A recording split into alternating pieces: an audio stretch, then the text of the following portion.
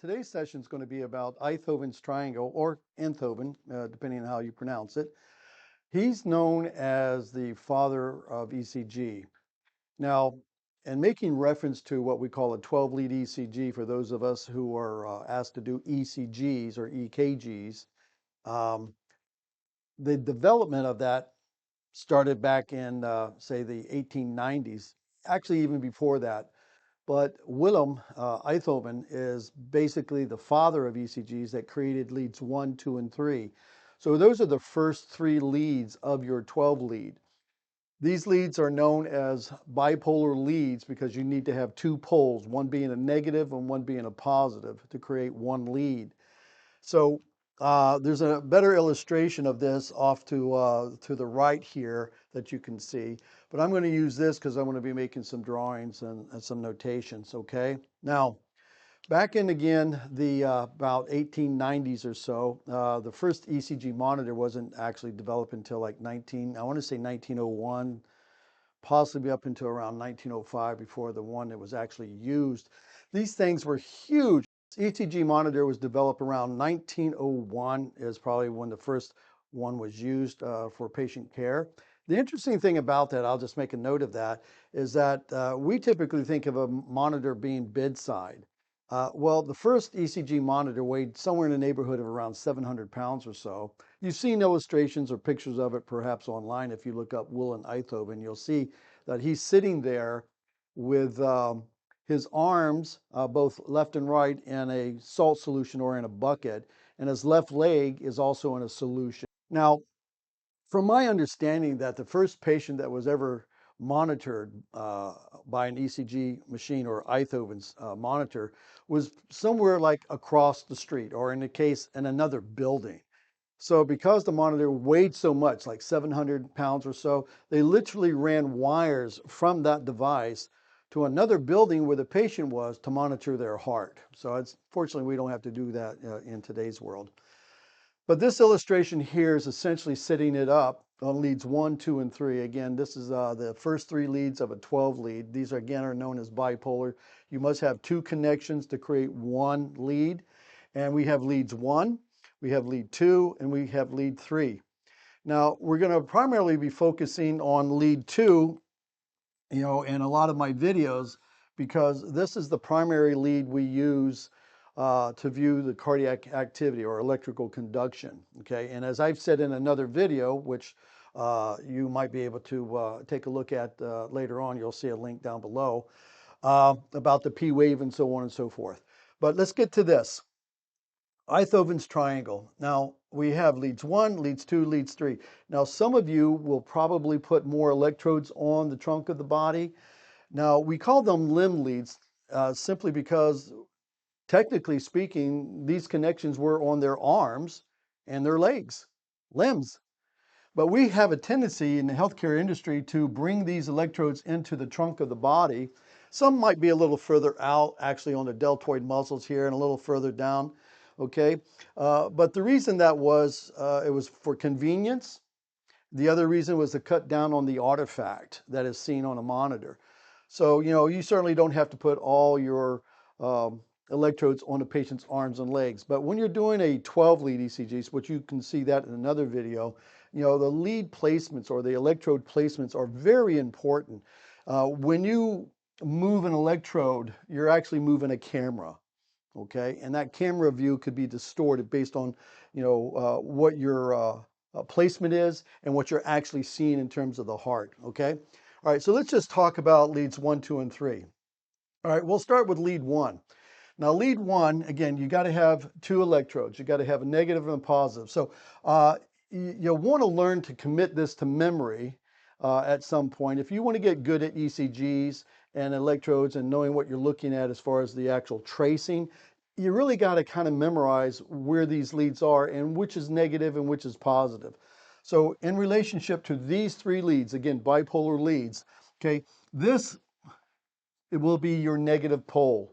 Okay, this is going to be your right arm electrode, and typically this electrode is set beneath or under the clavicle. You don't want it on bone. Try to put it underneath if you can. Then this one, the left arm, same thing, underneath the clavicle. This one automatically should be known as a positive pole. All right, so there's our bipolar, two poles, creates lead 1. Now, as you can see by the illustration, you have a heart in the center of that, but I'm going to go ahead and make this little guy right here representing the heart, okay? So when looking at the view of this, essentially what we're seeing is wherever the positive pole is, all right, what you realize is positive, that's your camera.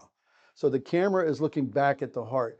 So you might guess that if the camera is on this side of the body and it's looking back in this direction right here, okay, what part of the heart is that? Well, this is known as the left lateral side, okay? So lead 1 is a left lateral view, primarily of the left ventricle, okay? Now, we don't use that all the time, but essentially basically lead 1 has something of a, under normal conditions oh hell, I can't do that, can I? You can cut that out, right? Yeah. Um, Typically in lead 1, you're going to have something that looks like this, all right? And well, amplitude or the height of the electrical energy or the depth or the width, we'll discuss that at another time. But when you're looking at lead 1 on a monitor, you got to have an idea what you think is going to be uh, the normal view of that. You have to know what looks normal before you can really identify what's abnormal, all right? So with lead 2 now, we move to this. This one remains a negative, but now we're introducing the left leg. Now these two poles, negative and positive, creates lead 2, the most common lead we use. And I may have said this in other videos, but we typically use lead 2 all the time. And the reason that is, again, is you might note that it's from a right to left direction. So when you have natural electrical conduction from the SA node through the AV node, then through the ventricles, it's from right to left. So essentially, the energy is going in that direction, okay? Therefore, it is parallel.